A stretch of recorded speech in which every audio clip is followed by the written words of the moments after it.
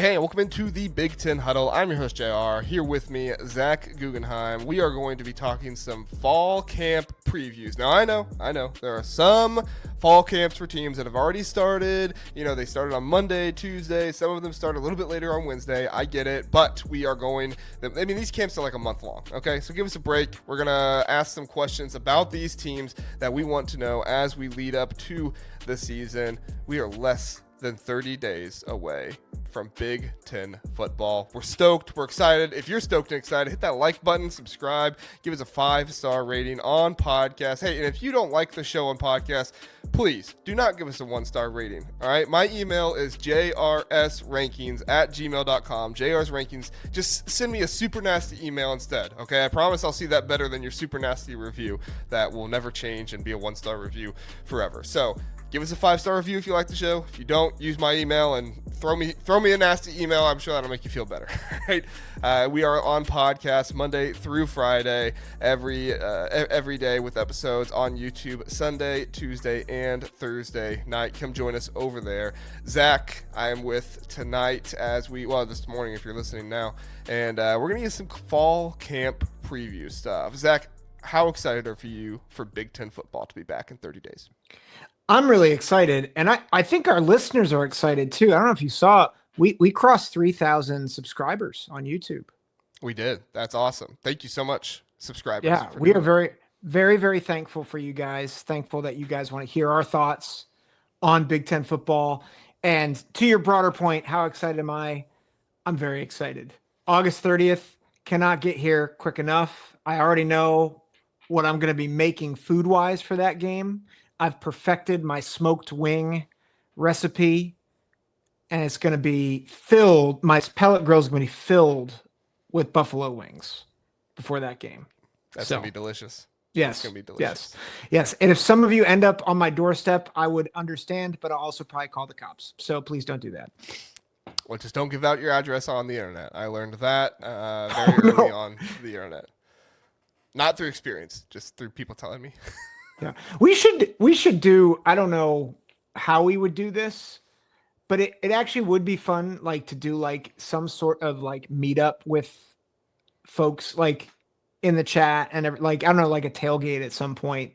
Find like I was going to say maybe at a Big Ten championship game, but is it at Indy again this year?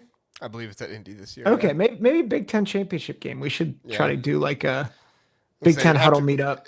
It had to be an event like that because we're probably not going to get many Ohio State fans to come to a Indiana tailgate, or Illinois fans come to a Penn State tailgate or something like that.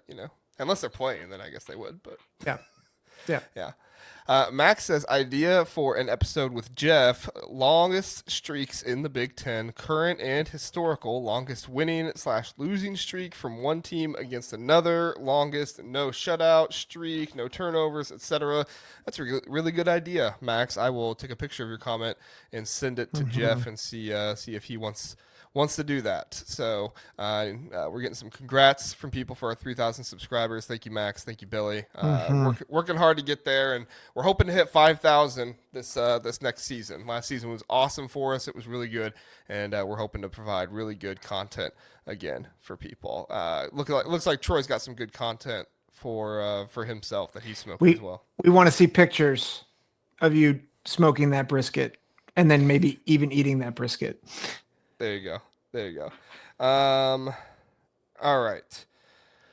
Zach, let's get to our fall camp questions. All right. So I will start first. I'm not going to go too long with these. I'll just kind of give my question. And then if you have any response or anything, feel free. Oh, hold on. Before we do this, I think Dave just sent a super chat. It says, what happened to my membership star? Also, only Paul I care about is the Paul Bunyan's axe. I don't know what happened to your star there, Dave. There were some that just went away during the middle of the episode. I thought it was just on my end. I have no idea. I'll check after the episode and see, or maybe when Zach's talking for a long time, I'll check and see. But is that a challenge? Are you saying that I need a monologue for a bit? No. Oh, you don't want that? Okay. But I will say Paul Bunyan, way better than Paul Feinbaum, 10 times better. The axe is the best trophy, and I don't like I will hear no argument otherwise. It is the best trophy in all of college football. It's a freaking axe. It's awesome. It is the coolest trophy. I mean, it's one of the best rivalries in all of college football. It should be top five, Yeah. but people apparently don't like that rivalries play for a long time. So whatever.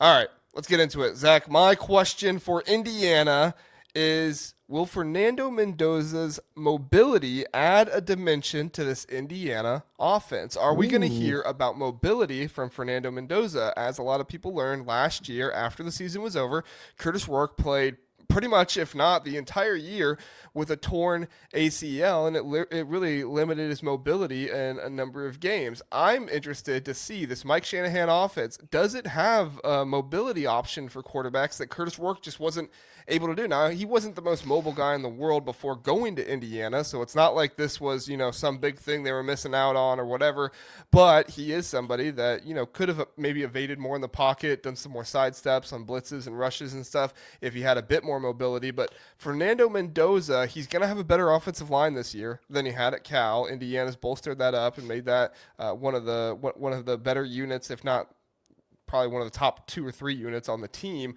which is really good for them. However, I do think that Fernando Mendoza, his mobility, his speed, how big he is as a quarterback could be utilized, and I'm interested to see if Mike Shanahan does that. Yeah, I think that's a great question because we already think that offensively, Indiana has really improved, obviously, last year. But if they add another element, if that offensive line continues to grow and build, you're talking about a multi-dimensional offense that is going to be problematic for everybody in the Big Ten. And that I don't mean just mid-tier teams in the Big Ten. I'm talking about Illinois, Oregon, Penn State. That'll be really, really fascinating. I'm really excited to see Fernando Mendoza play. I think as good as Curtis Rourke was, and I loved Curtis Rourke. I thought he was such an excellent player for the Hoosiers last year, but I think there's a lot of excitement. I know we're not the only ones. The guys at the Out of the Blue podcast, Andy and Jared, they were very high on Mendoza as well. They're very excited for Indiana as well. So it's not just us as Ohio State guys, but Michigan guys excited about Indiana and Fernando Mendoza. Everybody should be excited about Indiana. The only people that shouldn't be excited about them are the teams that play them and the teams that are in the SEC. I would say, and Paul Feinbaum, not Bunyan. Paul doesn't get excited about anything. Well, he gets excited about Bama. Yeah. Until Bama people call him. Yeah. I was gonna say, the better they do, the more they call. I don't know if he wants that. So yeah, one of my favorite. I think it was the 2014 game, Ohio State Alabama, and like he was watching that with 2 other SEC honks, and they're like, "Oh, Alabama's gonna come back anytime now." Oh, Zeke Elliott just ran 85 yards. Well, I guess they're bad now. It's like, no, it's anyway, that's besides the point. I believe I have Rutgers. That's the next team on the docket? Real fast, Doreen shared the stream, and we appreciate you doing that, Doreen. Thank you. Thank you, much. Doreen. I've learned that not every single repost on Twitter, for whatever reason, shows up on StreamYard. I'm not sure why that is. I don't know if I have to be following you or something like that. But Doreen and Steely consistently do this, and we really appreciate you guys for doing that. So just want to say thank you. All right, go ahead with Rutgers, Zach. Yeah, I think for Rutgers, my question really is, are the offensive and defensive lines exceeding expectations? I'm excited about Kaliak Manis and his progression. I'm excited about these I think, underrated receiving group. I think their back 7 has some experience on defense. So I think there's some good pieces there. But the big question with Rutgers, as it has been, I think, since they've come into the conference, is these lines. I think we were excited about them a year ago because we were like, we think these lines can maybe stand up. But now, I believe 2 new starters on the offensive line. I think that they're completely rebooting the defensive line, some with starting production from transfers, guys like Blue Eli and other guys. But I want to know how these guys are doing in fall camp, because I think if their line play can improve, the games against teams like Iowa, Minnesota, Maryland, like those games become much more coin flip ish if their line play improves. If it doesn't, like I'm already marking Iowa and Illinois and all those Iowa, Minnesota, Illinois, Washington, I'm marking them all as losses. But if their line play can get better, then I think they have a fighting shot to at least get bowl eligible. So I think that's the key for them is their line play. Yeah. I mean, it's huge for Rutgers this year. They had a really good offensive line to begin the year. It was actually excellent the way it was playing, but then they had some injuries and they had to move some things around. And I mean, it wasn't bad last year, but definitely felt it from the injuries and the guys having to move around. So you got to avoid that this year. Injuries killed them last year. Yeah. It was so sad. Well, everywhere, all over the field, but offensive line was one in particular. Yeah. So, all right. My Illinois question, Zach. Can D-line coach Terrence Jamison have he's done a great job with Johnny Newton, Keith Randolph, Terrell Edwards, Denzel Daxon, Dennis Briggs Jr., and more. I mean, he's done a really good job with getting guys drafted highly and then also getting guys just to the NFL who contribute well. I want to know, who will he develop into the guy this year? Who's going to be that guy for the defensive line? We kind of gave the defensive line a little bit of a hard time last year because it wasn't necessarily a complete unit, but they still did have Terrell Edwards, who got drafted this past NFL draft. Terrence Jamison is a very good defensive line coach. He's a co-defensive coordinator for Illinois. He's going to get these guys right. He's going to get them to be good defensive linemen for this team. It's just my thing is who's going to be that guy, that run stuffer, that pass rusher, whatever it is. Obviously, Gabe Diakis will be the pass rusher, but he's not on the defensive line. He's the linebacker. So, but when you look at the run stopping and stuff like that, where is that going to come from? I think Curt and Neal has a very good opportunity to be there. James Thompson Jr. is somebody everybody's very excited about as well. But right now, Illinois has the 8th best odds to win the Big Ten on FanDuel at plus 4,200. The odds, FanDuel, it's not just FanDuel, a lot of different places are not too fond of Illinois right now, and I can't help but think it's because of the defensive line. They had a couple guys, Curt Neal and James Thompson, come in from Wisconsin, but Wisconsin also didn't have the best defensive line last year.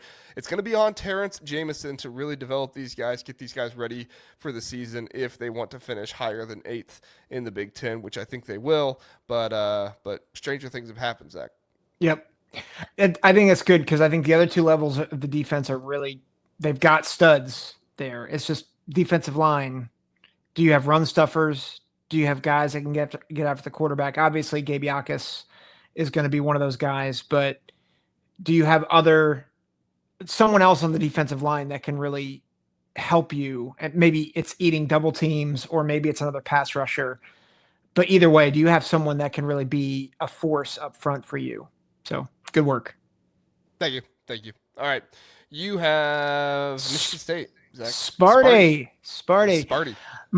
My question is, can the transfers in the Spartans' new look secondary help the unit be more reliable this season? Right. They lose Brantley. The secondary, I think, over the past several years has been a weakness for the Spartans. I do think they're going to have an underrated defense this year. Joe Rossi helping to bolster that unit, but just a lot of turnover in that secondary. Eaton comes from Oklahoma, Martinez from UCF. Both of them are projected to be starters. You have Bell from UConn and Cromwell from Texas Tech, who are maybe more slated to be reserves or depth pieces, which is great. They have a lot of depth now, but can that translate into being solidified to be a helpful unit, especially against some very good wide receiving cores in the Big Ten? Yeah, Michigan State did a really good job this offseason. We didn't really talk about it enough, but they did a really good job this offseason of kind of taking the Indiana approach a little bit to their transfers and going out and getting guys with actual production, not just guys with potential. And I Yep. think what we've learned, if anything, in the transfer portal, especially by Indiana last year, was you go out and you get guys who have performed at the group of five, the FCS level, and bring them in, and you're a lot better set up than going out and getting those guys that haven't done anything at Ohio State, Georgia, whatever it is. Now, when I say haven't done anything, I mean haven't done anything. There are guys at Ohio State, Georgia, Clemson, whatever, like all these top tier teams. There are players on there that have gotten some time but not starter time yet, and they go out to other places and do very well. It's the guys who were starters. It's the guys who were, all Sun Belt team players or all Americans at the FCS who it's no guarantee, but it's much better than going out and getting a freshman from, Texas who didn't see the field at all his Mhm. first year. I mean, we all saw how that worked out with what was the name of the corner that went to Illinois last year? We were super excited for him, but he never really amounted to much. The guy that did amount to much was Zachary Franklin, who had actual production from UTSA. Now he got hurt at Ole Miss, but he came in with actual production and performed well. Was Yep. the second option for Illinois, so got to do that. Yep. Good question. Good question. All right. My question for Washington, Zach. Washington, who will be the leader? If I'm on a bit of a defensive line kick here, okay? Who will be the leader of the defensive line for Washington? Washington had some injuries last year on the defensive line. Zach Durfee, Javon Parker, a number of guys that played well and did some things. Zach Durfee, I believe he got injured like week 3, 4, 5, something like that, and he was the sack leader for the year for Washington. He only played about a third of the season, and he was pretty much the sack leader. I'll have to double check that to make sure, but he was the sack leader, or if he wasn't the sack leader, he was right up there with the sack leaders for the team. You got to have more production from your defensive line for Washington. Now Mhm. they have, like I said, they have guys who performed well at the beginning of the year. They just got injured, so these guys are coming back, right? But who's going to be the leader? Who's going to be the leader of this defensive line? Who are the transfers that are coming in? Can one of those guys step up? We're looking at Logan Sagapolo, Samante Pepe, Armand Parker, Javon Parker. I mentioned as well. Like these are some of the guys that could step up and be key pieces for this defensive line for Washington. And even though they might not have a star, they can still have a leader and have good production. Yeah. Yeah. Good question. I think for me, it would have been between the defensive and offensive line, similar to Rutgers. And I think you're right, though. They need somebody to step up and be solid, if not spectacular, for them on Yeah. that defensive line. Yep. All right, Zach. The UCLA fans have not been too fond of us since our Big Ten predictions episode. Here's another Yes. question. And I can understand. I can understand why they feel the way they do. We had them both. I think we both had them 3-9, 1-8 in conference, Yeah. which is not a kind prediction. So I can understand why people are upset, and especially because I do think they've upgraded talent wise. So why would we both think that they're going to go 3-9, 1-8 in conference? And I think it's this question: how much of Tino Sinceri's offense has Nico grasped, and will he grasp starting August 30th? Because that's my biggest concern. I've been saying it for months now, ever since he transferred to UCLA. How much do you expect him to grasp of that playbook?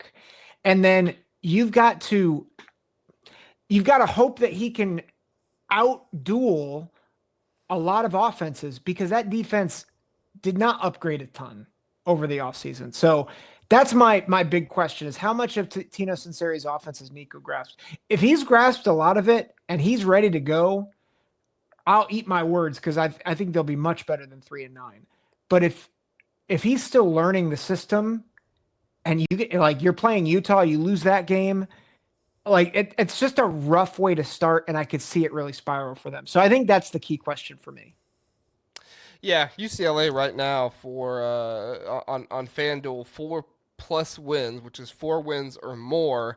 They have an odds of -410, which that's a good favorite to do that. So FanDuel disagrees with both of us. So UCLA fans, you definitely have a point that 3 wins is probably too small. Personally, I challenge you to go through the schedule, look at the Yep. away games and everything else, and tell me where you are super confident you have 4 wins at. I'm not trying to disparage UCLA and say UCLA is a bad program or anything, but you do enter the year with 2 tough out of conference games, Yep. right? Utah and then UNLV with Dan Mullen. Now, UNLV would not normally be a tough out of conference game, but with Dan Mullen there, I think it makes it tougher than it looks, and it probably would have been one of the ones close to, if not on my top 10 of out of conference games if we were including non-Power 4 teams. But you look at that, and then you look at the road games that they have to face. You look at the home games and who they're getting at home. UCLA can get to 4, 5, 6 wins. Obviously, I mean they're not a bad program. It's just the way the schedule works out with some of the road stuff and everything. It's not super favorable, and especially if you don't get momentum to start, that's hard too. Yep. So, Yep. but good question about Nico. All right. My next one is Maryland. Zach, my question is very simple for Maryland. Which quarterback gets bit by the snake? Okay.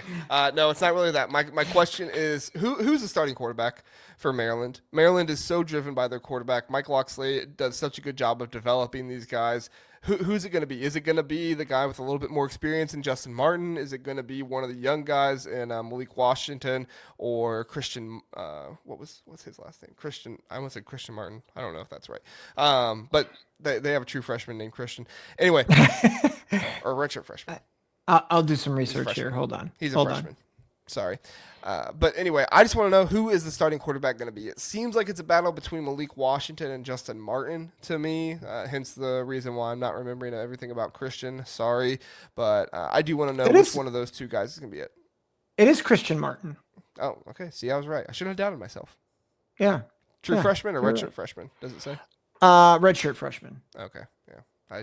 I got that wrong. Well, hey, I got one out of 2 right. That's not bad. Yeah. So. And he is technically a freshman. So. Larry said they all got bit by the snake. Oh no. Yeah. Oh man. Oh, Mike Locksley. Mm-hmm. The gift that keeps on giving. Fisherman says Caden Robinson got denied eligibility by the NCAA too. Yeah, that's the UCLA wide receiver that came in from App State. That was hard for them. So they do have some experienced receivers, but just not guys with a ton of projection. Quasi Gilmore. I apologize. Yeah, he had a good season last year. But yeah, we'll see how it goes for the UCLA wide receivers. Yeah, the pieces are there for UCLA.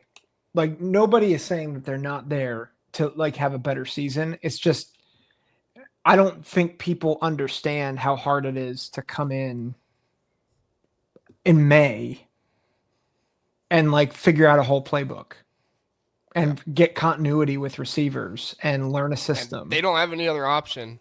The guy from App State transferred out, so yeah. I don't even want to say his name. That's how mad I am for him. Guy transferred. Okay, I don't even remember his name. Sorry, go ahead. That's all right.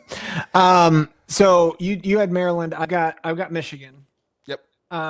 And my question is not about the quarterback, but it is about who is protecting the quarterback. It's all about offensive line. You know, they did a good job of run blocking a year ago, but a lot of poor quarterback play. They were not great quarterback prospects back there, right? All 3 of them were not great.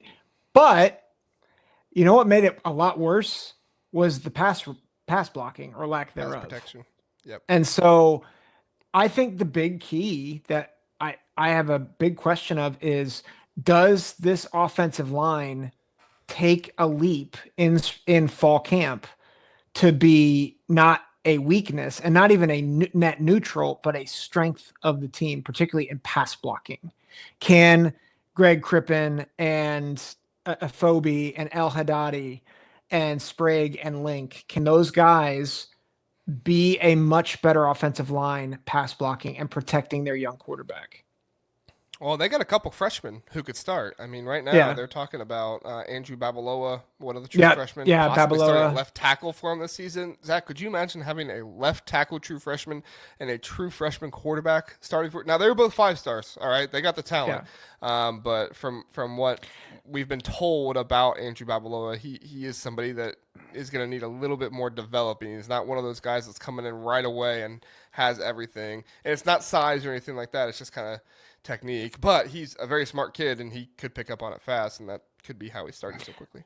Yeah. Well, and if he's better than Evan Link, that and Evan Link was not good in pass protection early in the year last year. Now he got better as things went on, but I don't know if you want to throw him out there at your left tackle, but that might be what they have to do. We'll see. Yeah. Yeah. But yeah, I think that's my question does Babalola does he show strides throughout fall camp where you have confidence at putting him at that left tackle spot? Mm-hmm. Yeah. Good question. Good question. All right. My question is for Ohio State, and my question is who rounds out the secondary, right? I rank the secondary the number 1 secondary in all of Big Ten football. However, there are 2 position battles going on in the secondary right now. You have both of them are safeties. The first one is who's going to be the free safety, and either Malik Hartford or Jalen McLean. I think Malik Hartford, I believe he's the older player. However, he's more of kind of a hard-hitting, come down the field, strong safety type. But if they can develop him a little bit more into more of a free safety type, maybe. But I think it's probably going to be Jalen McLean. But we'll see. I mean, I just don't think you want to take Caleb Downs out of his role that he's had the past few times. But Matt Patricia coming in, brand new defensive coordinator. We'll see what happens. And then the other one is the slot kind of nickel corner, who is really more of a safety in at least the offense they ran or the defense they ran last year. Is it going to be Lorenzo Styles or Devin Sanchez? Lorenzo Styles, he was a former wide receiver at Notre Dame. He was a really good corner in high school. He switched to wide receiver at Notre Dame, switched back to corner, has been playing more nickel / safety now, and then you have the true freshman phenom and Devin Sanchez kind of battling that spot for him. So who's going to get that spot? Who's going to get the free safety spot? Very interested in those 2 battles, especially with this Ohio State secondary that I think is going to be really, really good this season. I'm really intrigued if Sanchez can be is Sanchez a unicorn like Jeremiah Smith is? And that's some of the hype we've been hearing. I'm not saying it's true, but yeah, I think he's probably going to be more like Jermaine Matthews his freshman year. Yeah. Where Jermaine Matthews, a freshman All-American, he didn't start, but he got in there and he got time, and he played well when he was in. He just had older guys that were in front of him, and that's kind of what Devin Sanchez has this year. Yeah, that's fair. That's fair. Yeah. So, all right, Zach, you have Iowa. You just got all the teams that love you. Yeah, all of them. How does the back 7 adjust to being really gutted this past year, right? Like, I think we're excited about the offensive and defensive lines for Iowa. I think that's why, as much crap as I've given Iowa, I know they're not going to fall off a cliff. I think we know that they're not we're not talking about bolus. Their offensive and defensive lines are going to be some of the best in the Big Ten. The real question is the back 7. How do they perform? How do they develop? Because you only have a couple guys that are back as starters. Nwampa's back. Deshaun Lee is back. Both those guys have been starters. Everybody else is, they have experience, but not starting experience. And so I think my question is, how do they develop, and do they rise to the challenge? Do they, how do I put this? Can they return to form from a year ago is my question. Can this new wave of defenders really return to form, be sound tacklers, be fundamentally sound, not have as many busts? I think that's my big question for this back 7. Starts with Xavier Nwankpa, if you ask me. He's got to play like the 5-star that he is, be the leader of that secondary. And, if you're Iowa, if there's a question in your defense, you probably want it to be your secondary because Phil Parker's really, really good. with secondaries. Yeah. Sounds like there was some culture issues, stuff like that last season, from what some people are saying. So hopefully they get that figured out. And Iowa has a 8-4, 9-3, 10-2 type of season. I would love to see that for Yep. the Hawkeyes. So Yeah, I but would Zach too. because he wants them to collapse. No, Philip is wrong. He's wrong about this. I don't want Iowa to collapse. I don't. Okay. I want Kirk Ferentz to do better. Okay. That's just do better. I believe you, Zach. I believe you. Oh my goodness! Right. What the heck? Just messing with you. All right, mine is Minnesota. Mine is Minnesota. How will the offensive line be organized this season? A lot of rumors about Ashton Beers switching to center with Greg Johnson. Greg Johnson played guard his freshman year and excelled at that, but he didn't do so well at center last year. Heard about that from our guy Mike Alibaba in the offensive line stuff, and so I am interested to see how that whole situation plays out. Does Greg Johnson get back to the way he was when he played guard his freshman year? And does Beers' athleticism allow him to play the center role much better than Johnson was able to last year? In addition to that, there's still a left tackle battle going on right now in Khalid Toffee and Nathan Roy. Who's going to be the guy there? Interested to see how this Minnesota offensive line plays out, especially since I am banking on this Minnesota offensive line being good for Minnesota to have a good season. I don't think it's not me doubting Minnesota fans are going to hate me. It's not me doubting Drake Lindsay or anything like that. It's just I think this Minnesota team needs to get back to the run game this season that PJ Fleck has always put a big emphasis on. I think they can do it, but you have to have a cohesive together offensive line to make that happen, which will make the guard, left tackle, and center position very important. Yeah, they have to build the passing game through the running game. Yeah, they can't be like what Max Brosmer was a year ago. Not with Drake Lindsay's lack of experience. So I think it's good. That's good. Hey, Dave brought up a good question about Iowa here. This is what I was going to ask. I didn't bring it up to you, but how good is that South Dakota State kid at quarterback? That would be my question. He's talking about for Iowa, Mark Gronowski. Mark Gronowski hasn't practiced yet. I mean, that's one thing that Kirk Ferentz said is he said he doesn't know, kind of where he's at, or I shouldn't say he doesn't know where he's at yet. He's not seen him practice in actual game situations in real practice. He's been throwing and stuff like that, so that's good. But yeah, it's going to be interesting to see, does the hype continue for Mark Gronowski? Listen, did Kirk Ferentz ever see Cade McNamara practice? Because if he did, he never would have played at Iowa. So I still wish they played Brendan Sullivan last year. Me too. He was so much better at the end of the year if they just let him play. My criticism of Kirk Ferentz. I thought about asking that question, but I was such a defensive laden team. Like I just feel like I want to know how they're going to score 50 plus every game. Reese Vanderzee going for 90-yard touchdowns. Mark Gronowski, you see what happened with that Navy quarterback last year and he ran 90 yards up the middle. Okay, if Iowa scores 50 plus in 2 or more games, I will buy an Iowa shirt. Awesome. From home field. Okay, I'm holding you to that. Okay. Please do, because it's not going to happen. I'll use the code. Just make sure you use the code, okay? Yeah. Okay. Purdue. Oh gosh, what should I not ask? Good luck. Yeah. I honestly. How many specimen do you have? I actually thought about. The question I have kind of is like that. It's twofold. What's the vibe like in camp? Like, are they excited to be there? Like, are they excited for Barry Odom? Like, do they feel like they're building towards something? I think that's actually really important because if they're there and they're like, oh, it's same old, except we don't have Max Clare and Dylan Thieneman. They don't have anybody from last year. It's Devin Mockabee, and that's it. Right. The man's on an island.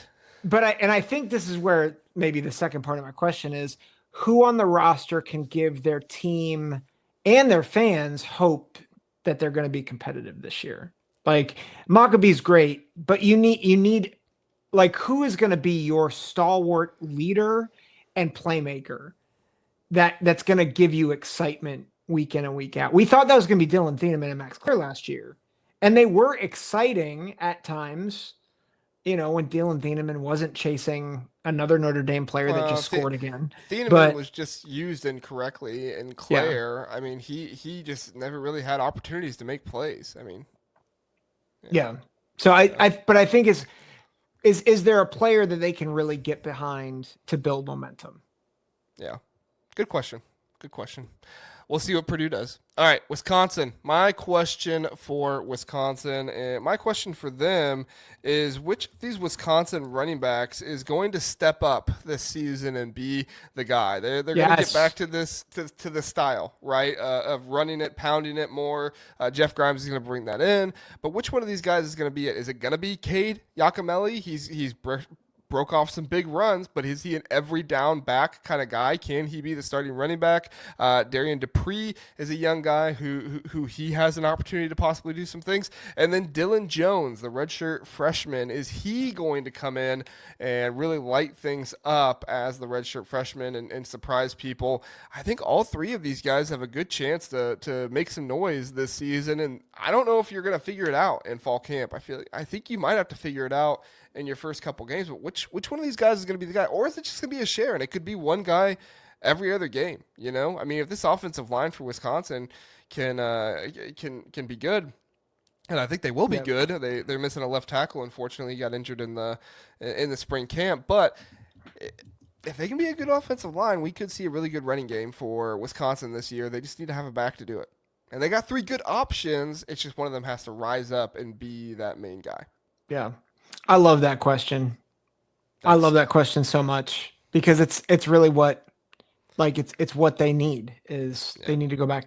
They need to go back to who they are. Should they have got a big name guy in the transfer portal? I mean, they could have, but they could have big name guys there were in the transfer portal. Yeah. There's another question you could have asked that I think would have been maybe not as tactful, but maybe hilarious. Okay. How much better is your defense now that Alex Grinch is at UCF? Well, good question. Let's hope really good. Oh man. Oh, poor Alex Grinch. The Grinch that keeps on giving. USC is, speaking of Grinch, it just is Maiava becoming a more consistent player play to play in camp, right? I think he has all the tools. I think he can be a really, really good player for the Trojans, but can he avoid the turnover? Can he be consistent from down to down? Yeah, I think it's a good assessment there. And, does he follow in the footsteps of other USC quarterbacks and kind of turn into that guy who can kind of make plays on the move and do some of that interesting stuff, but also play under control enough to not be a detriment by turning the ball over and stuff? Yeah, no, I think it's a great question. And USC's going to need it this year. Yep. So, all right. Penn State. All right, Zach, my question, a little interesting here, okay? Nolan Rusi came in last year, started when the former right tackle, Anthony Donku, sorry if I'm pronouncing that wrong, came in last year when he went down. Nolan Rusi had a tough first couple of games, but he really came on in the playoffs and played much better. He's a former top 20 recruit, 5-star, but he's not really played like it. He went to Wisconsin, transferred from there to Penn State, was a backup last year, got his chance to play, didn't do so well at the beginning, but he eventually came on and did well in the playoffs. What's he going to be like this season? Is he going to win that right tackle job? Is he going to come in and play the way he was in the playoffs, get much better? Is he going to live up to the hype? Not the hype, his recruiting rankings. That's really my question for Penn State. Is Nolan Rusi going to live up to his recruiting rankings? It's one of the reasons why I had Oregon as the better offensive line. I felt like they had more proven guys. Nolan Rusi proved himself at the end of the season,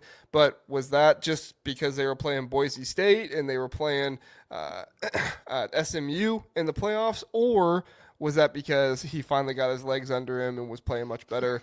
I'm interested to see this year for Nolan Rusi. Yeah, that's really good. That's a really good question. I like it. Thank you.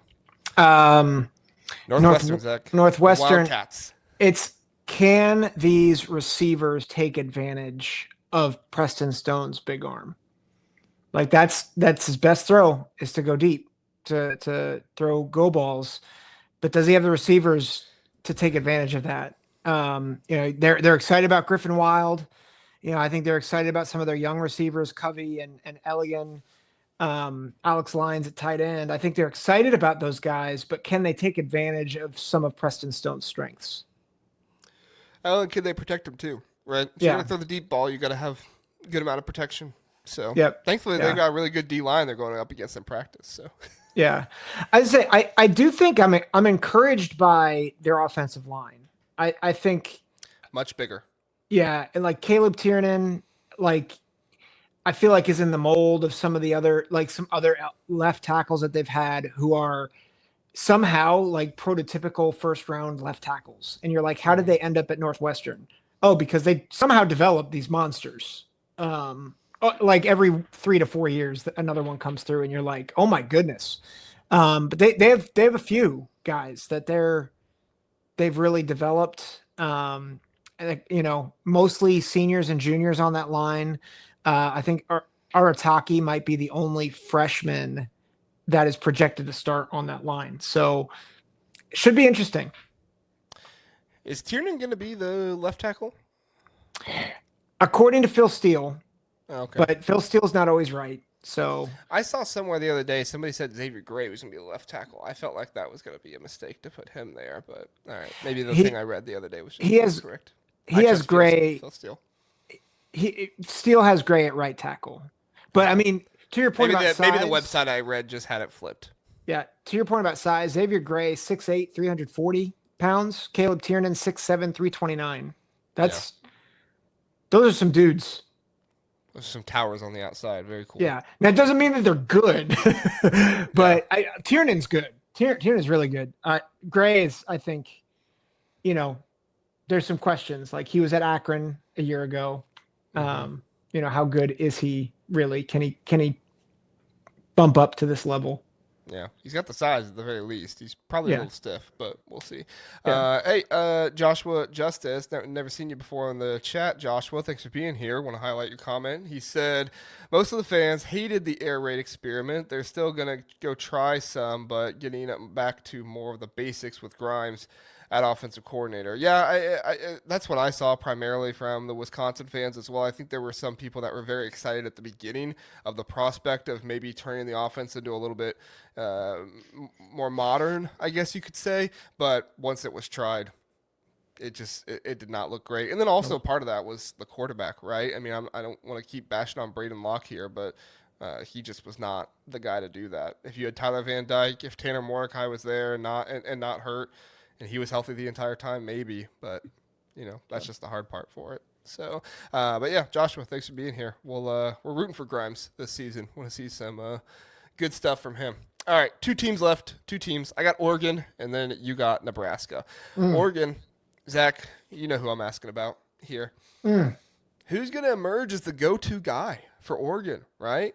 Evan Stewart, he's out, most likely not playing the entire season this year. Who's going to step up and be that guy? Who's going to be the go-to guy? Not necessarily the guy that comes in and plays his position, but who's going to be the go-to guy for Dante Moore? Is it going to be Malik Benson? Is it going to be Justice Lowe? Is it going to be Gary? I mean, who's it going to be? I've kind of changed my mind a couple of times based on what we've seen from the media and who's been doing interviews and stuff, but I'm really interested to see who finally comes out. Is that guy? Who do they start talking about? Is Dante Moore's favorite target?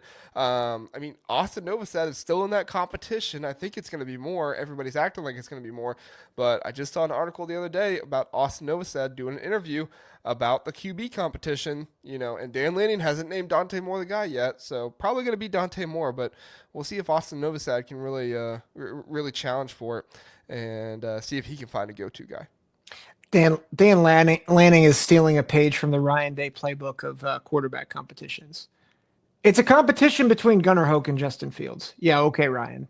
Okay. All right, Dan. I think Austin Novosad's a little better than Gunnar Hoke. Yeah. Oh, yes. I'm just saying. I'm just saying. Everyone else has kind of pointed out Dante Moore. So like when the players are talking about one quarterback more predominantly, which I think has been the case also at Ohio State. Like I listen to the players more than the coaches at that point. Yeah, that makes sense. Yeah. All right, finish us out here, Zach. Who's what's your Nebraska question?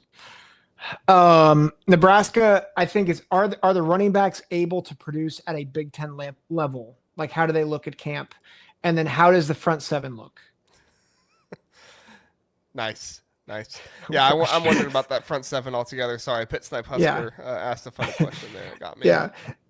Yeah. But yeah, I think running backs and then like the continuity, like there's a lot of new faces, not new faces, but a lot of new starters in that front seven. So how do they do?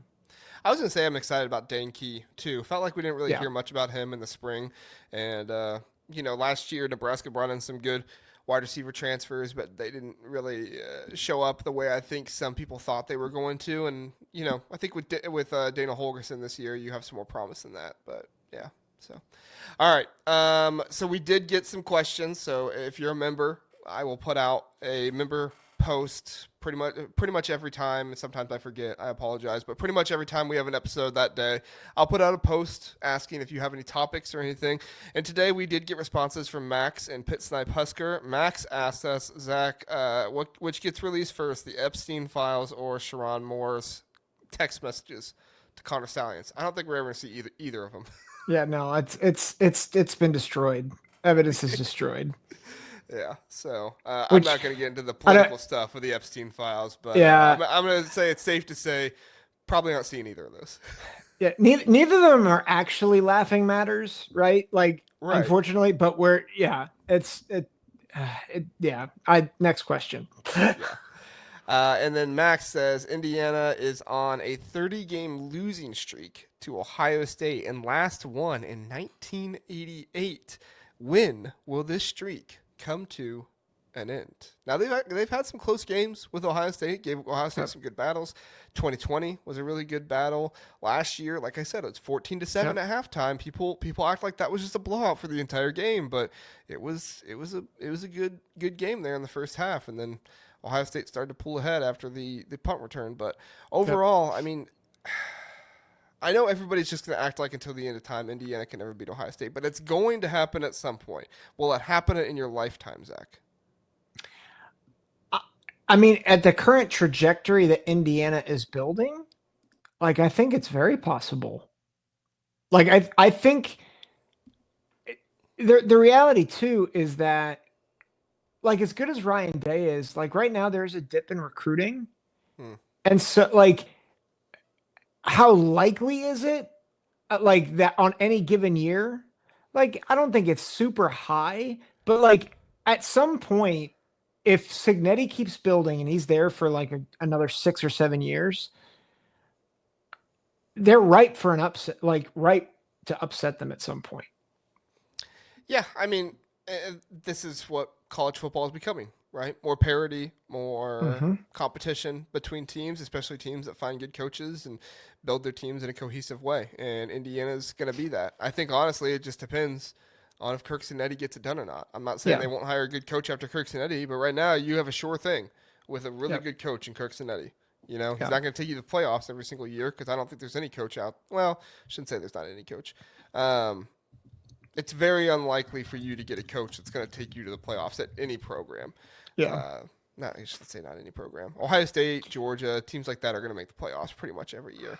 But Curt Cignetti, he's a very good coach, and he's going to keep beating teams. And they might get Ohio State at some point, but we'll see. With how much the Ohio State fans hate Curt Cignetti, I'd almost pay to see Curt Cignetti beat him at some point. And that's me saying as an Ohio State fan wearing an Indiana shirt.